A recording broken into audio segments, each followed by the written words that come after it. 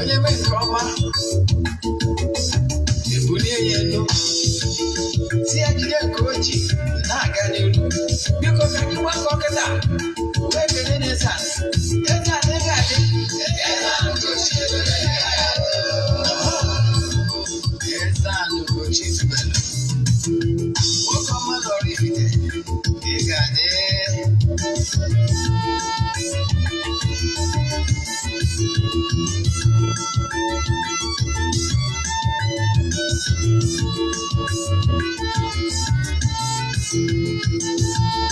ọdịnala bụ eziokwu ọdịnala bụ ụzọ ndụ ịma na o nwere olu na-eti mkpu na-asị ụmụ Igbo chigharịa ụmụ Igbo chigharịa kwa mbọsị ọ na-eti n'ụtụtụ n'abalị ọ nọ na nkụzi Eze-Ana Ugochi tubelu onye ọma n'ọrụ ifite onye mgbasa ozi ọma ọdịnala gaba n'ihu Eze-Ana Ugochi tubelu onye ọma na-eje mmadụ ọdịnala bụ ụzọ ndụ gaba n'ihu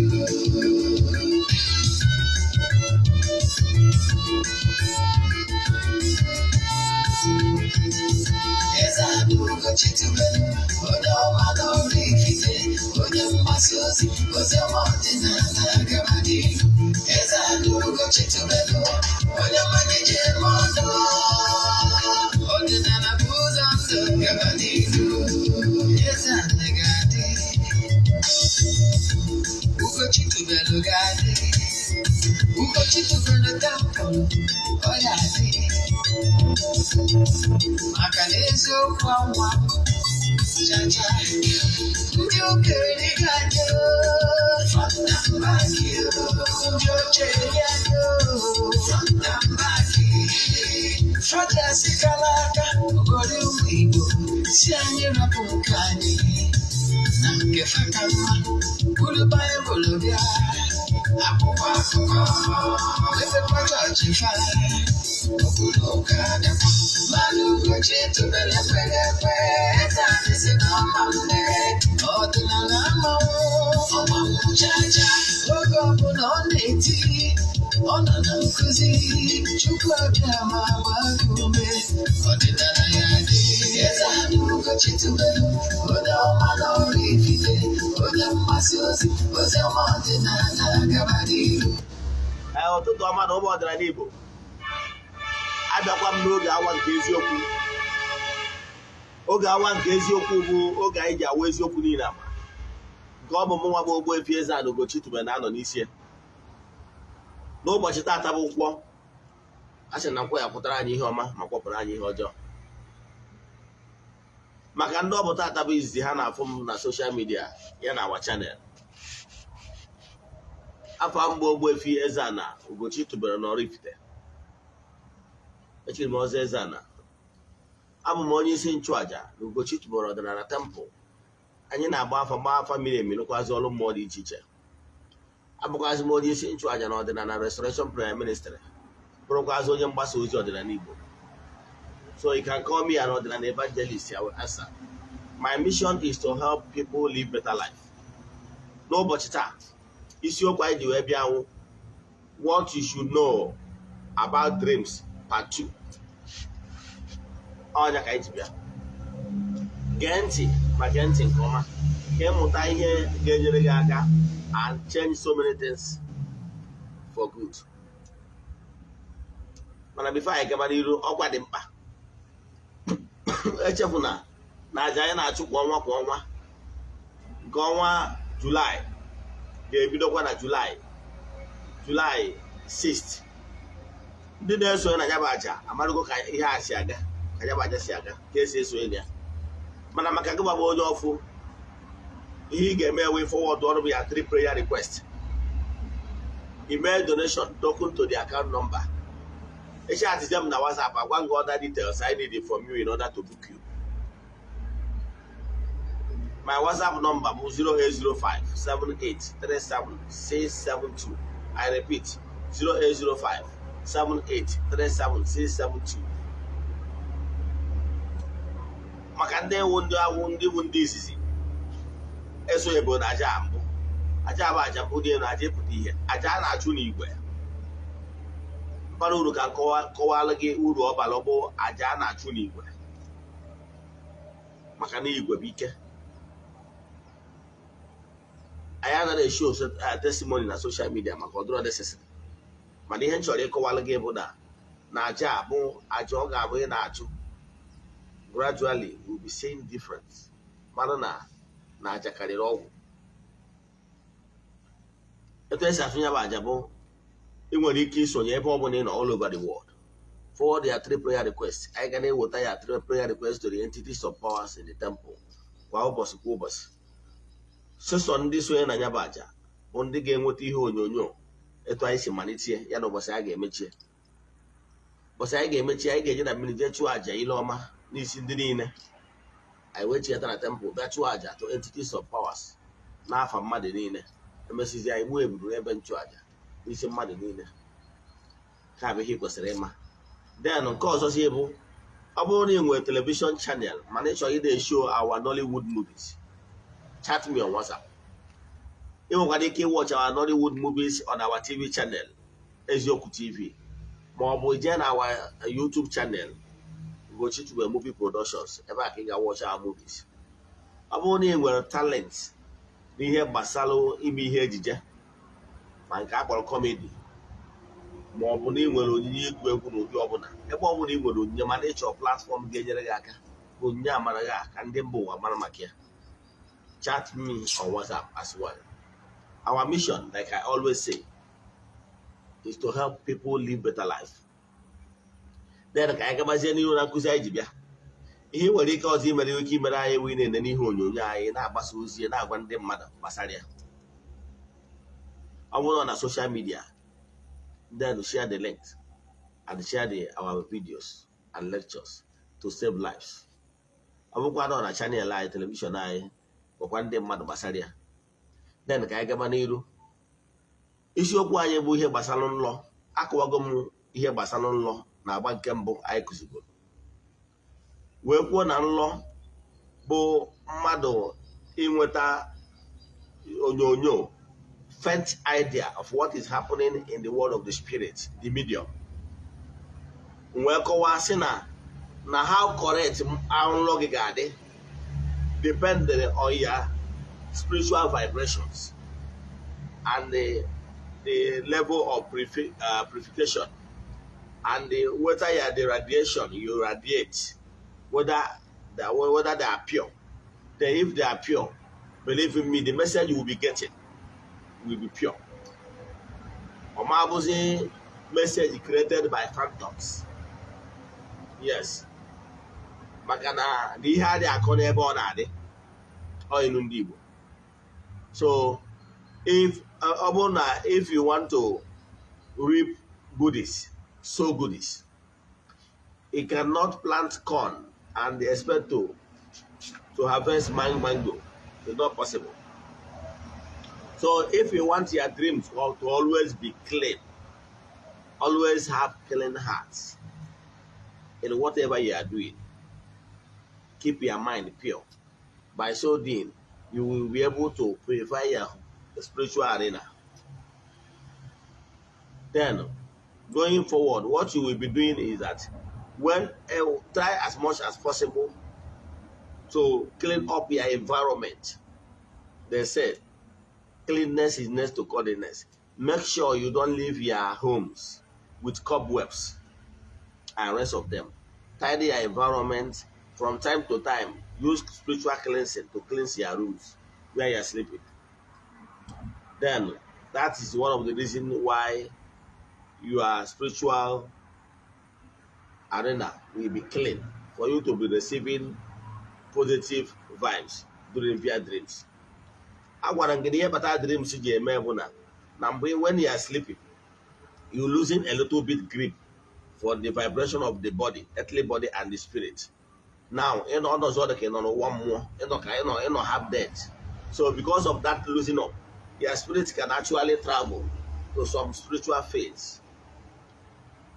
Then, if you have here, you are not ihe ọ ya bụ ọ na-eme na nlọ gị iwe malụ na ihe ọma dị n'ụzọ gị, ma ọ bụ ihe ọ ga-abụ ị na-afụ na nlọ ihe obi. Nlọ is real. If na nlọ nke gị bụrụ nlọ abụrụ created by phantoms, then again ọ bụrụ na ị na-alụ nlọ ebe agwara gị na onwe ndị na-alụcha nọ nlọ ha dị eme, ihe kpatara ya bụ na nlọ ha na-alụ is created by phantoms. Ụfọdụ ndị be anyị na-akpọ ya nlọ ịba, mana ana m akọwara na o nwere nlọ bụ real vision. Once ịfụrụ dị nlọ o mee efu ya n'anya, na nwe nke ga-abụ ịlọsịa within few days, few weeks, some months o mee ịfụnanya na and mee exactly to anyị sịrị ya.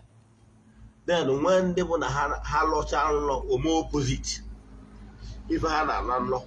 Yes, ihe ọ pụta bụ na the person na-alọ dị nlọ need to do more. Ihe ọ pụta bụ na his spiritual or her spiritual vibration the weak, so the person can easily walk up, as in the person should try to elevate his or her spiritual level by making more effort, maybe engage himself or herself in spiritual exercise. The person need to do more. So when we can get the right interpretation, because the way the problem comes is the interpretation. Yes, law is like alpha. Yes, mana the alpha is always correct. Mana the interpreter, when I interpret it, I interpret it wrongly. To according to law, law be real. Mana onye na-atapia nwere ike tapia wrongly. Ị ga-elota ebe akọrọ akụkọ na Nation book gbasara Joseph onye ọka nlọ, ebe Fero rọrọ nlọ, lọcha nlọ, then owe nlọ ahụ ọ lọrọ ụlọ ọfụrụ efi ịsa tara ahụ, mechakwa fụ efi ịsa ọzọ ahụ dị mma. Ewee na-akọwarị ya na ihe ha pụtara bụ na afọ ịsa na-abịanụ na nri ga-adị, na afọ ịsa ọzọ na-abịanụ na nri ama adị n'obodo ha. O so na nlọ David Moses Joseph tapian, Pharaoh ji wee nabata ya wee mee one of his advisor.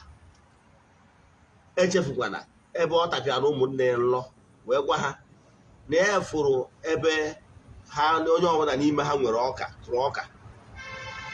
O wee fụkwazi ebe ọka ha niile na-ebe dị down na-akpụ isi ala wee nye nyaba ọka nke yanwa.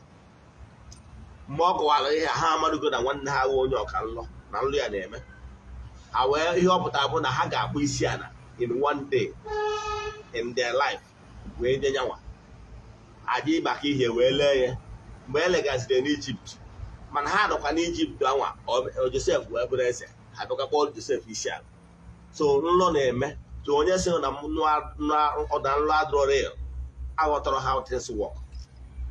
Kama na nrọ gị nwere ike na-abụ fake, akwụwagoro reason if your spiritual arena is corrupt. Na ihe ọ pụtara bụ na ihe na-ekere law of phantoms, so ọ bụrụ real.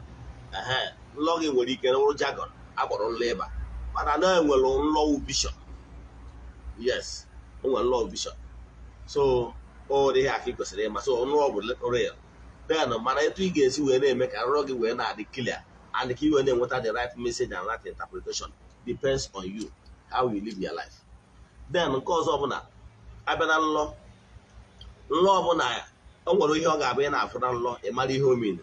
Ọ bụrụ na ị na-abụ onye na-afụta onwe gị na nlọ ebe i chiri eze, ma ọ bụ ebe ndị mmadụ na-asa abụ gị na nlọ, ma ọ bụ ebe ndị mmadụ na-akpụ isi ala na-enye gị azin ịkpụ isi ala mmiri na ọbụla ndị mmadụ na-abịa na-aba awụrụ gị, ị na-afụgasị ndị mmadụ asị ya servant na nlọ.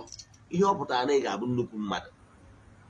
Yes, mana ọ bụrụ ọzọkwa ọ bụrụ na mmụọ kwubi okwu n'isi gị from your own end, you don't fold hand si na-ekwugo na mma abụ nnukwu mmadụ maka ihe gị fold aka, it will not come to pass. You know why? Chukwu nwere ike propose something for you, and if for your own, out of your own ignorance, yes, because our Hosea 4:6 says, my people are suffering because of lack of vision and knowledge. So if you lack vision and refuse to walk that your vision, that proposal, your nature, and Chukwu came for you, and decide you follow the wrong path, believe in me, you will fall. To work, you can raise another person, get replacing. You got that? Come out. The man cousin man, I like you, Homo. You ain't Jama to reach up with you. Come back. Oh, one year was Samson. Samson was the strongest man on earth. To work, you can send there. Koburu the savior, onye ga-azọpụta ndị be ha bụ ndị Israel n'aka ndị Philistines, ndị na-ebuso ha agha. Ma Ruto na ọ bịara hapụ anụ arụ ka anụ arụ chịbịa. O wee dise obey law enyere ha. Ha nụ na ndị mba ọzọ. O wee jee nụọ onye a na-akpọ Delilah bụ onye Filistia.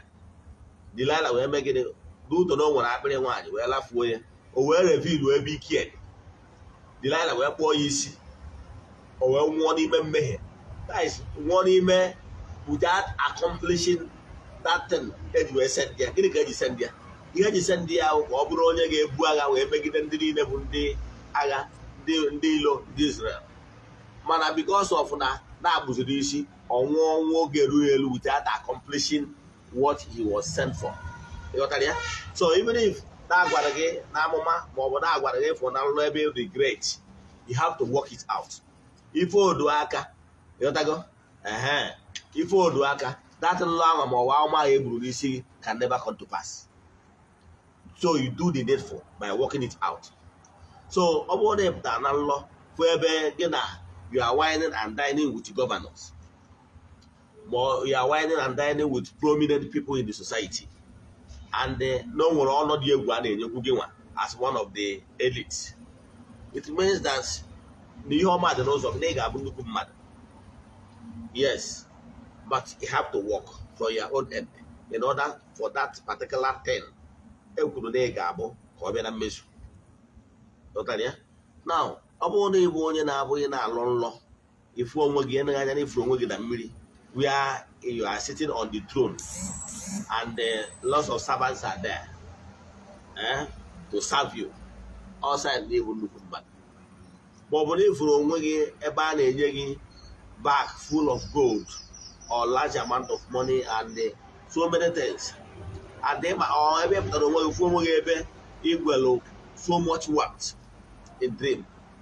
Yes, ọ gosiri na ị kwesịrị ịbụ nnukwu mmadụ ma ọ bụrụkwa na ịgba mbọ. So nlọ abụrụ ma ọ bụ na ebe efuru onwe gị ebe ị nọ na-agọzi ndị mmadụ, ihe ọ pụtara bụ na ị ga-abụ nnukwu mmadụ na ọtụtụ ndị mmadụ ga-anọ waiting for your blessings in one way or the other.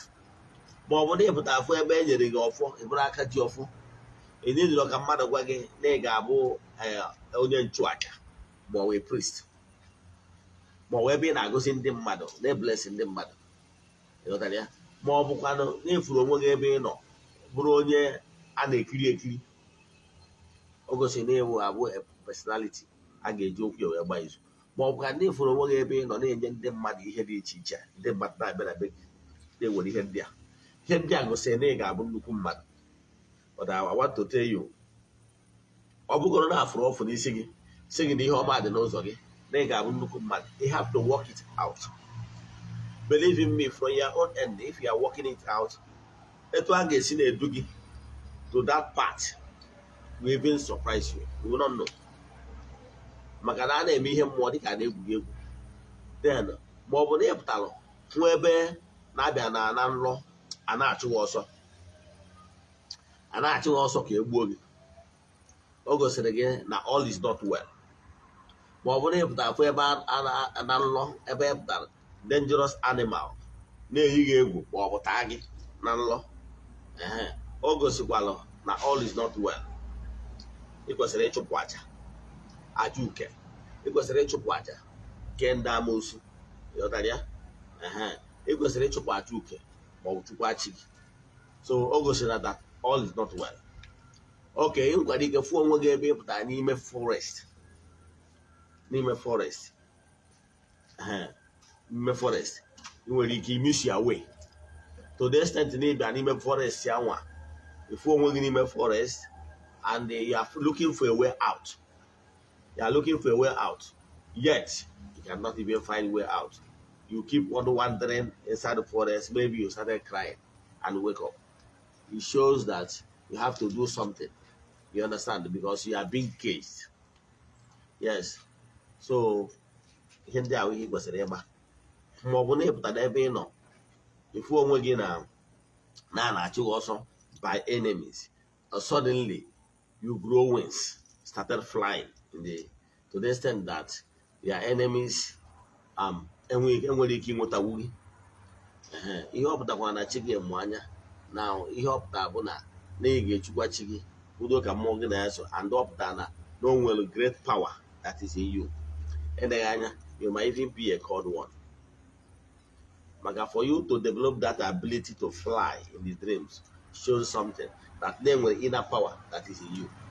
And when you go on a harness, so you hope that don't worry him. But when you went away from law, enemies, no matter how many there are, you will be able to defeat all of them. You hope that don't worry him. You hope that then with spiritual power that is in you that you need to harvest. Then ihe ndị a ọbụkwa ndị iwe onye na-abụ ịpụta na nlọ ifu onwe gị na nlọ ebe ị nọ na in difficulties, ị nwere ike ọnwụ na-akwa ka ibegidere till you wake up. My dear, all is not well with you. Even if things are going on well now, you have to do something to avert that particular thing that ga-ebutere gị akwa in the world of physical. Ihe gị na-ebu nlọ before bechi agwa gị na meseji abụ eto ogologo.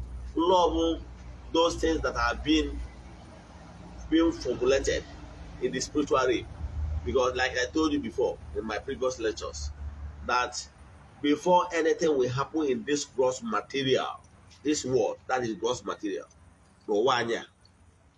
that thing must have taken on form in the spiritual realm. Not just like that, something will happen. No.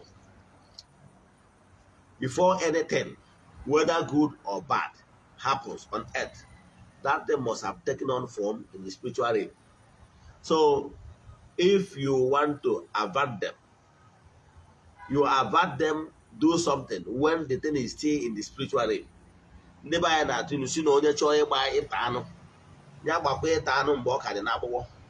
Yes. So, the best thing in this row, you must say, a stitch in time saves 9. Meaning, if you eme ngwa ngwa, hindi mo na atu say eme ngwa ngwa, eme gara ọdachi. Meaning, if you do the needful on time, believe in me, you will save yourself some embarrassment and some stress. So you better start now facing some of those things. The total collapse. Now, when those things are in the spiritual realm, it's because of your spirit. When you are asleep, there is this small loose door from the body vibrations, radiations from the spirit vibrations. So that's small separation while you are asleep. That is exactly what gave that your spirit a little bit chance for that your spirit to ascend a little bit in the world of the medium, in order to extract those informations that are still there in the spiritual realm. So what your spirit did is like, what will I use to give you an example? It's like these things you call, let's say, drone. Yeah, you see those, this is something like a helicopter that cameramen normally use, called drone. You use that drone to go to a distance and pick some certain information, maybe from where you are standing, the point you are standing. You will not be able to get clear picture of those things. But the drone will be able to go there, take that information and come back. That is exactly what your spirit does. When you are asleep, your spirit can be able to ascend beyond your reach to get some of those information that is not within your reach and bring those information back to you. You know what I mean? So when such a thing happens, the thing is not within your reach yet. So at that point in time, at that point in time, you can still pray. At that point in time, you can still do declaration. You understand? And do one or two to avert them. So if anybody is telling you that he cannot do anything, that everything does happen the way it is, it's a lie. So what it means is that, when some certain things is still in the world of spiritual, we can still do one or two to avert them. from happening in this world of the physical, the gross matter. So let me stop here. So whenever, pay attention whenever you have any dreams, especially if your dreams do come to pass. But if your dreams do not come to pass, then it then means that you need a lot of work to do. Like my humble self, I don't normally dream. I dream once in a while, and whenever I dream, it comes to pass. Sometimes, so it's not everybody that is meant to be dreaming as a dreamer. Some people some people are clairvoyant, some are clairvoyants, some people are more intuitively. Some people are more intuitively within them. So it depends. But I can tell you, once you develop yourself and your intuitive mind is very active and sharp, believe in me, you will never run into challenge. Because whenever I want to do something, your intuitive mind will tell you, don't do this, don't do that. And you will revert. Maybe you want to enter vehicle. Your intuitive mind will tell you, don't enter this vehicle, wait for another one. And you obey. Then you might wait for another one and enter the second one. On your way, you now see some strategy that happened to that motor you would have entered. That is intuitive in action. So, and some people, sometimes I do have what we call trance. It might be dozing off a little bit, maybe during your meditation, you will feel a little bit asleep, maybe 2-3 minutes. You will be able to see it. It happens like television, you see it very clear. That is trance. And whatever you see in trance normally happen within the shortest time. Because once it happens in the trance, it then means that the thing is already leaving the medium. It's already descending to the God material. That's why you are still almost half awake and you're able to perceive them. So there are some people that normally hear voice. They hear voice clearly. And there are some people that see visions. And there are some people that hear voice within inside them. And the ones that voice people normally call that voice is tiny voice. I can tell you. If you start believing in that voice, gradually that voice will become clearer. Within some time, if you mature spiritually, that voice will be loud. Whatever you want to do, that voice will warn you. And whenever you go against that voice, you will get yourself to blame.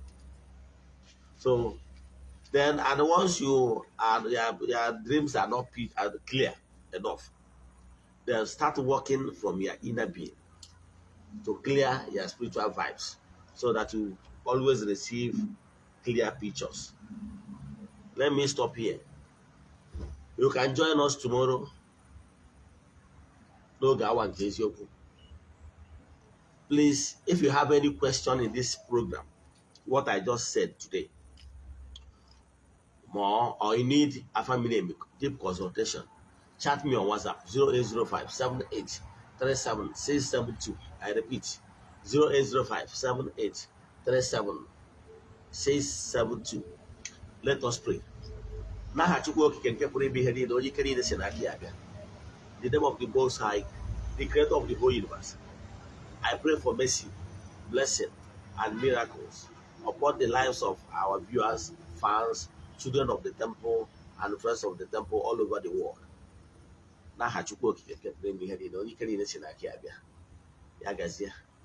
Thank you all.